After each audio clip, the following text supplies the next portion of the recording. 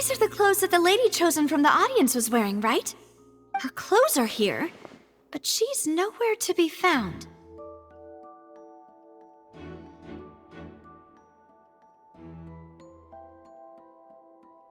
Right.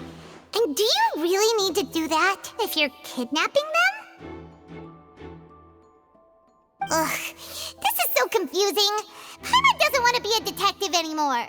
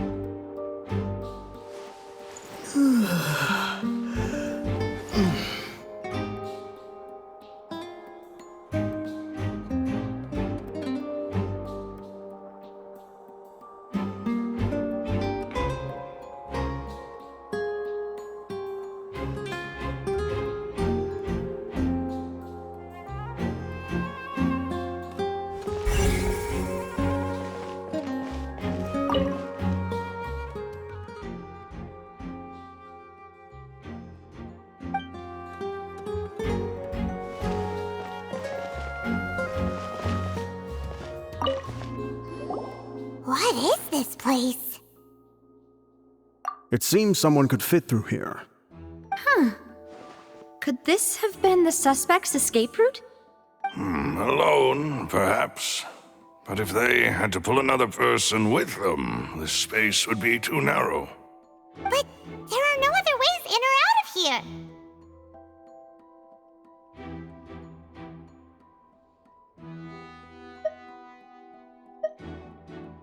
Oh, you're right! Let Paimon write that down.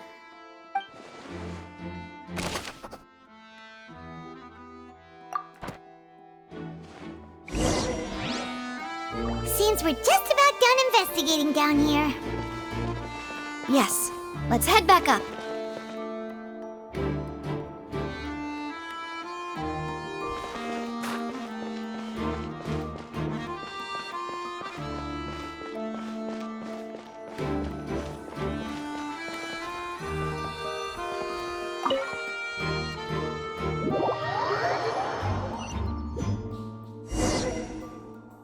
Well, we've ascertained the state of the crime scene.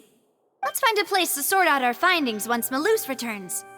It seems to me that there are several things that don't add up here. Apologies for the wait, demoiselle. So, what did the guards say? Did the criminal escape through the vent? They believe the odds of that are very low, since the vent leads to the Opera House's basement. The guards have checked the area carefully. No one left through the basement during the performance or after the incident, and no one was found hiding there.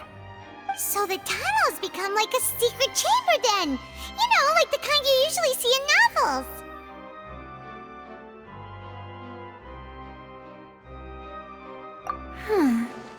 The plot thickens. Halsey's disappearance and Cowell's death are both quite inexplicable. No wonder Farina was so confident in her accusation. All the current evidence points toward Linny and Lynette. In other words, the charges are very likely to be upheld unless we make some considerable progress. Charges and then trial. So if the charges are upheld, they'll announce a sentence? That's right. This is how a trial goes in the Opera House. During the proceedings, the Chief Justice and the Oratrice will hear statements from both sides. That's right. This is how indemnitium is produced. The statements from both sides, the defenses from attorneys, witness testimonies, and even the audience's emotions will all be projected on the oratrice. To put it simply, it's as if the oratrice has its own will, and is a judge in its own right. This also precludes any kind of favoritism on the part of the Chief Justice. And not that this has ever happened anyway.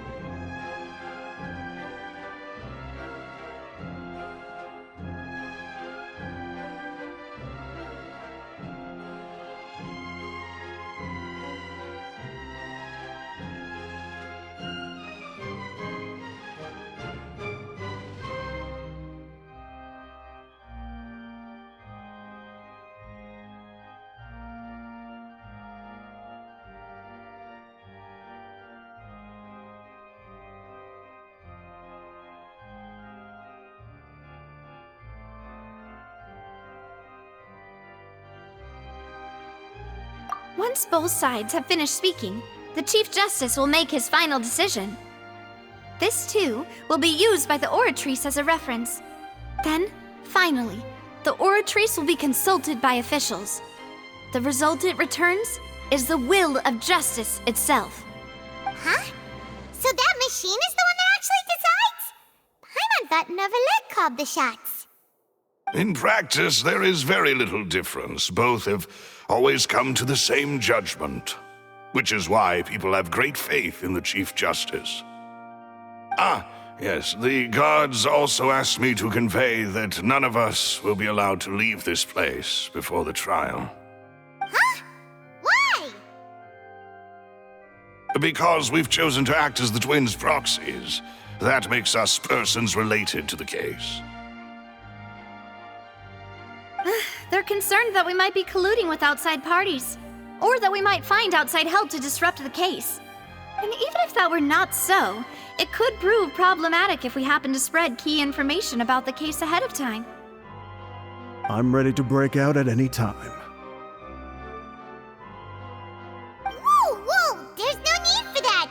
Paimon thinks they have a point. That said, are they providing food? Of course. I just hope you don't mind the lack of options. I'm afraid that catering to all tastes is not in the cards, nor is any guarantee of balanced nutrition. In that case, let's just sort out our findings together here. Pity. I was hoping to take you to try some of Fontaine's famous desserts, too. I mean, what better way to properly think through our findings than over some tea and sweets? Huh. Breaking out suddenly doesn't seem like such a bad idea after all. Just kidding, just kidding. Paimon will still do her best, even if there are no snacks. What do you mean, no snacks? Of course we'll have snacks. If we cannot buy some, then we'll simply make some. Huh? Here? But how? Understood, Demoiselle. Everyone, please come with me.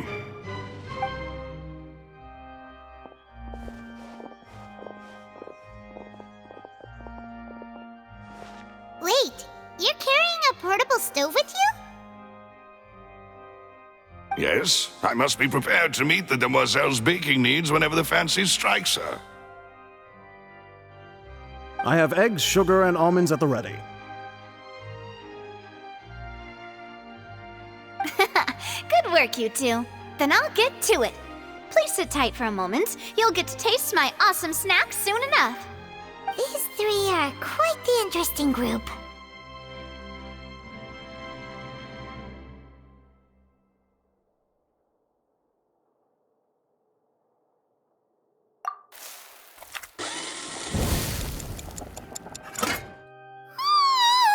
And Paimon thought it smelled good while it was still in the oven.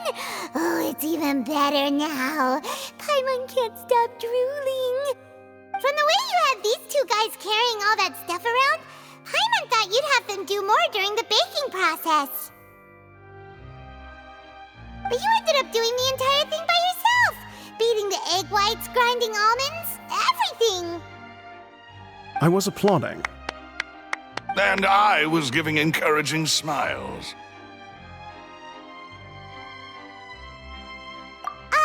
Paimon was just thinking, aren't you worried about getting your fancy dress dirty beating egg whites and baking like this? Well, I don't think it's carved in stone anywhere that fancy ladies can only read books, sip tea, ride horses, and play the piano. I just really enjoy making snacks. Don't underestimate beating egg whites, by the way. It's a real arm workout. You also need to beat them to just the right consistency, or your macarons will crack. Anyway, give these a try, fresh out of the oven. There's 3 for each of us. Only 3? Well, eating too many sweet treats might send all that sugar to your head.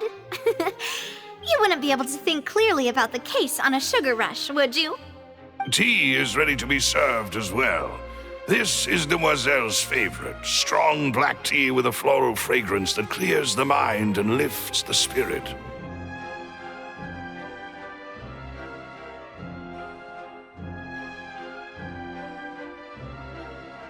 No need for concern. I'm merely doing as I should.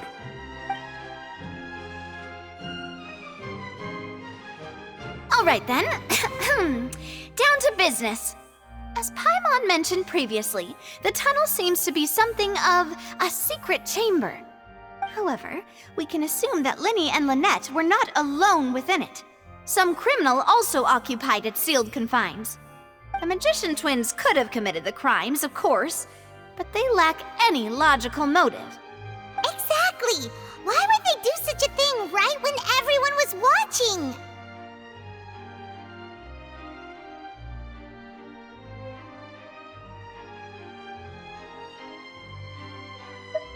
The flower vase and the thud we heard during the performance could indicate some altercation between Halsey and the criminal in the tunnel, resulting in the shattering of the vase, the discarding of her clothes, and her abduction. Perhaps the criminal thought that since she was chosen from the crowd, she would be too easy to identify if she was still wearing the same clothes. Paimon thinks that makes sense, but the real trouble is... True. None of the clues we found thus far support the existence of this third person. But the only people left to consider are both technically victims, Whether it's the missing girl, Halsey, or poor Cowl. Huh. Could Halsey have secretly made modifications to the magic props in order to murder Cowl before making her escape? That's right. And even if she had tampered with the setup, she would need to understand the entire trick to pull it off. Nor does she have any motive. The guard said that she has never had any dealings with the magic troop's members. Were we not thorough enough in our search? From the sound of things, this is turning into an impossible case. Your macarons are amazing, though, Navia. They smell great! They're nice and crisp and super sweet! They are my specialty, after all. And I see you've already had 5 of them. What? 5? Oh, that can't be right! Paimon only counted 3, honest! Please don't worry about it. At my age, a few less sweets might actually be a good thing. No! Being greedy is one thing, but Paimon knows how to count. Besides, Paimon knows that if she ate too many, then others wouldn't have enough.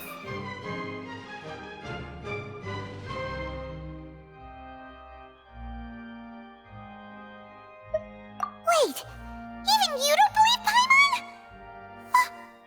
How could you? If Paimon ate those 2 extra macarons, then may they turn into stone in her stomach! All right, we get it. Well, I suppose one of us might have gotten too engrossed in our chat and eaten them by mistake. No big deal. Maloose, set up the stove again if you would. Huh? What are you doing? Making sure everyone gets 3 macarons, of course.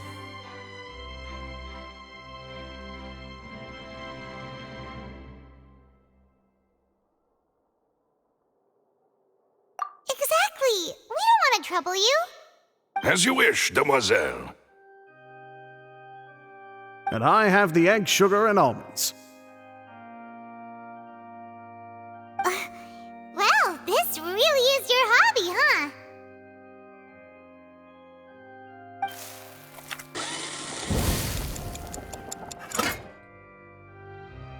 Well, that's it for snack time. I'm going to have another look around the area. I don't know what we're looking for yet, but we've still got some time. As attorneys, I suggest the 2 of you think the case over again. It would be awkward if you got all tongue-tied on stage during the trial. All right, thanks for your help and for the snacks. It was nothing. A small task for the Spina di Rosula. Silver, Maloose, it's time to go. I'll be back if I find anything new.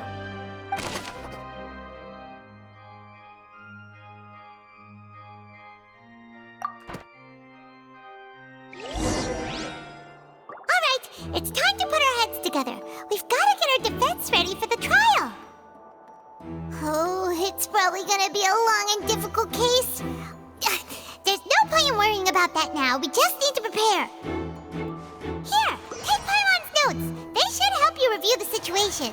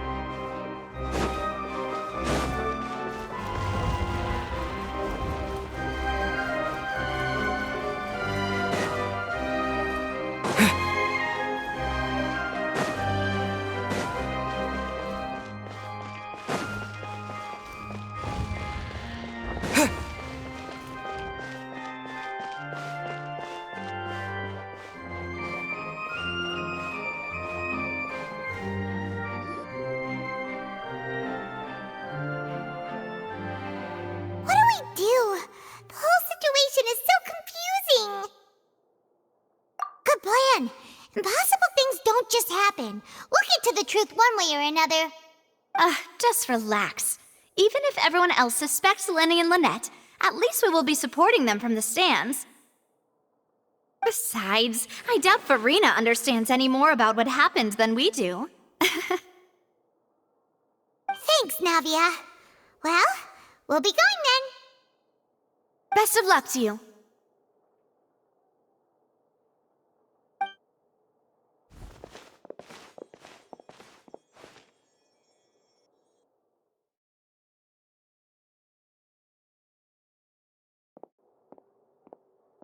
Ah, finally, you're back. Well, how did your investigation go? To be honest, you might be disappointed. No. We're already very grateful that you were willing to help. Well now, don't you all look disappointed. Don't tell me that your investigation came up empty-handed.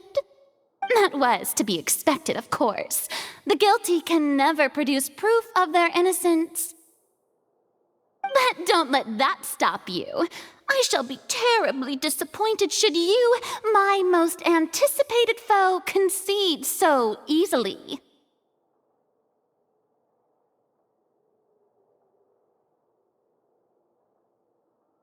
Since both parties are present, I declare that the trial regarding the magic show incident is now in session.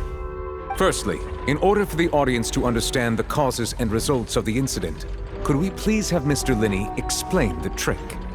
Yes, of course. I will explain while Lynette demonstrates on stage. All the necessary items have been prepared.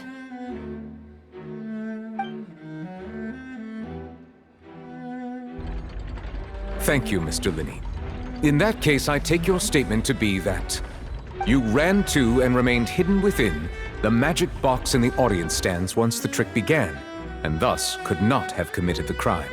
Is this correct? Yes, that's correct, Your Honor. In that case, I call upon the prosecution. Lady Farina, do you wish to refute his statement in any way? Why, of course I do.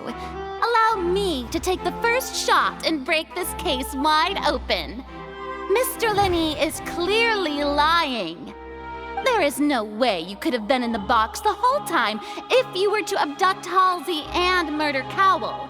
In fact, I'd say you were hardly in that tunnel at all. That is simply your hypothesis based on the presumption that I'm guilty. Oh, is that so? And if I may ask, what did you hear while you were inside your box? The roaring countdown of the crowd, of course. That's how I kept track of the time and built anticipation for the finale. And you didn't hear anything else at all? Nothing that might leave an impression of any kind? No, nothing. I see.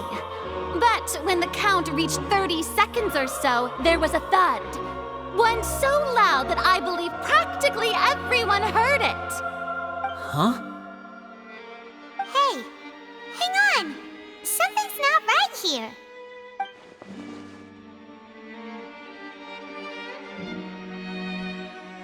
Yeah, I'm sure he could have heard a noise that loud from inside the box. I was right by the box and I definitely heard the thud. Look at those scales. Could those mean... Well then, ladies and gentlemen, allow me to use the words of the magician himself. You never know what can happen in the blink of an eye. Indeed, it seems his alibi can also collapse in the blink of an eye. Of course, I have armed myself to do far more than smash your alibi. Confidence cannot go unfounded, and my foundations are rock solid. Tell me, aren't you and Lynette actually from the House of the Hearth? The House of the Hearth? No wonder they did something like this. So the serial disappearances were the Fatsui's doing. Now it all makes sense. I've got a feeling that what happened on stage probably wasn't just an accident. that's irrelevant. Our identities have nothing to do with what happened. Indeed. Then perhaps you could tell us everything that happened during that 1 minute. Your first priority is to prove yourself innocent after all. I'm sure there is little that needs to be kept secret now.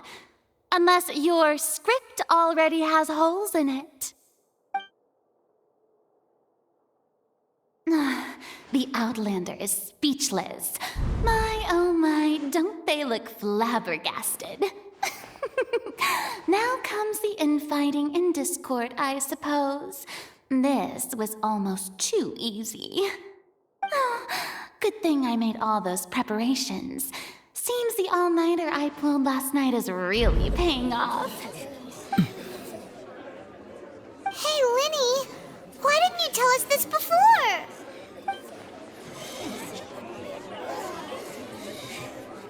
Order! Order! Mr. Linney, allow me to re-establish the facts. Lady Farina has raised 2 points. First, when the thud was heard in the Opera House, you were neither in the box nor the tunnel. Second, you and Ms. Lynette are both members of the House of the Hearth. Are these claims true?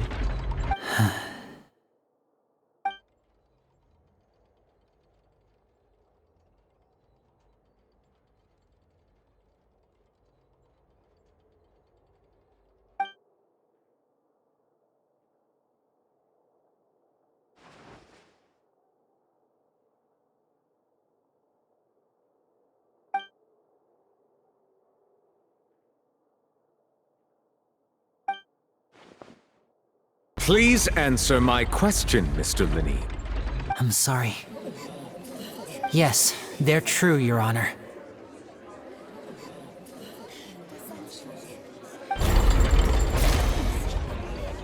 I knew it! Well, that's it. We might as well move on to the sentencing already. What should we do now?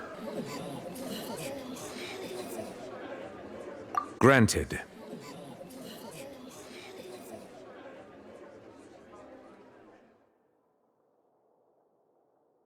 In that case, what is your request?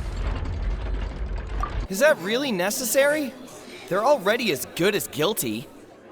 The defendant deceived their own attorneys. What is there left to discuss? Order! Order, I say! Your request is reasonable, and we shall adjourn. This trial will reconvene in 1 hour. So you would stick to Mr. Linney's defense even after knowing what you do now? You certainly have more professionalism than I thought. In that case, my dear audience, let's allow the joy of victory to steep for a little while longer.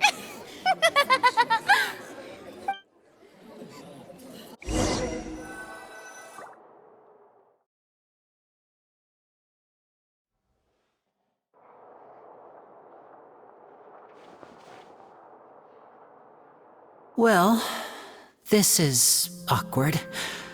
I didn't think the Hydro Archon would dig all that up. I'm sorry, Traveler and Paimon.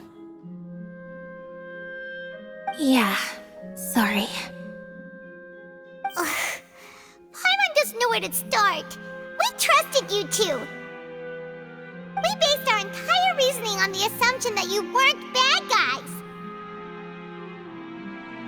Not to set the wrong tone or anything, but Paimon's really mad! I'm very sorry.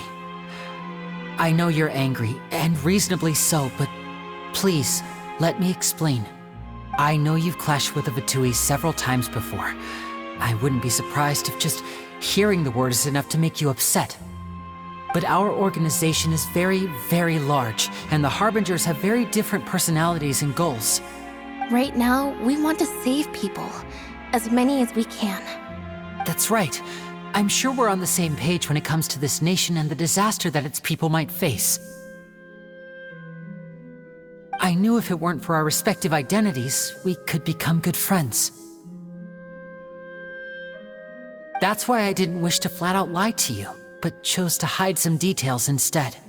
The truth is very important, but being completely transparent about everything would see us spending more effort than we need to.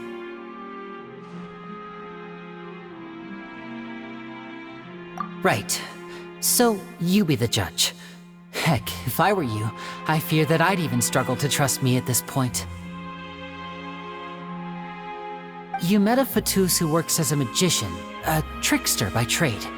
All by coincidence, too. But still, I'm asking you to trust me. I am no criminal. At least, not in this case. Sorry. Please forgive us. Well, you both say that, but...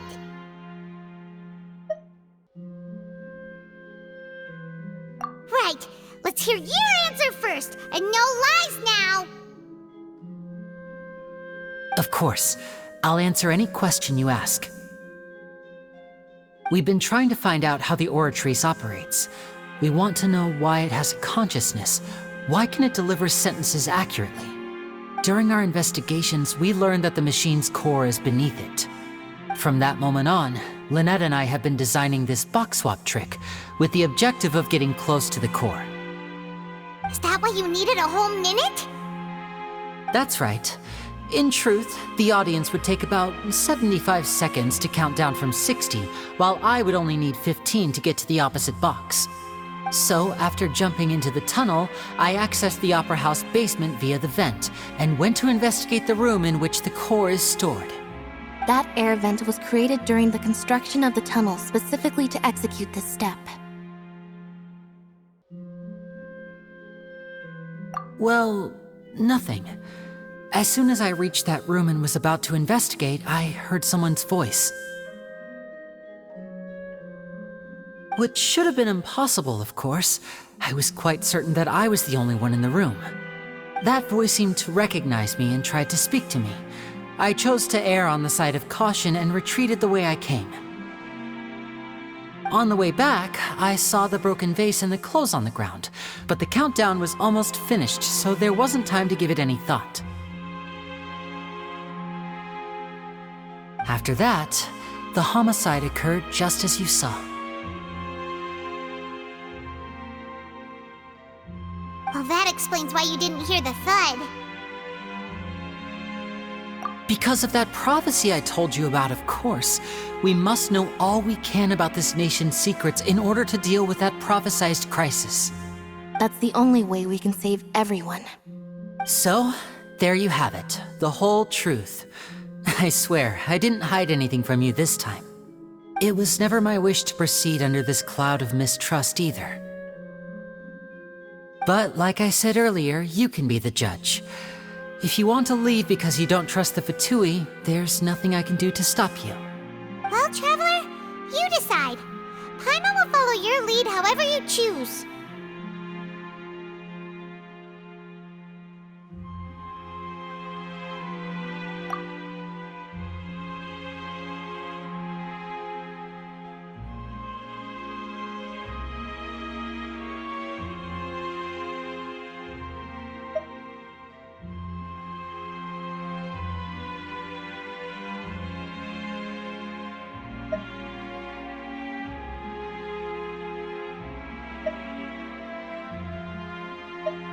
Okay, thank you. Thanks for giving us a chance. The current problem is that the scales are tipped pretty badly against you two. If we want to refute the Hydro Archon's accusations, we're gonna need a seriously watertight defense.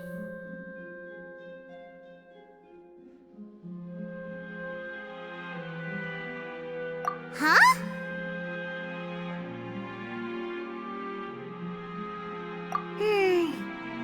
Oh, Paimon thinks she gets what you mean.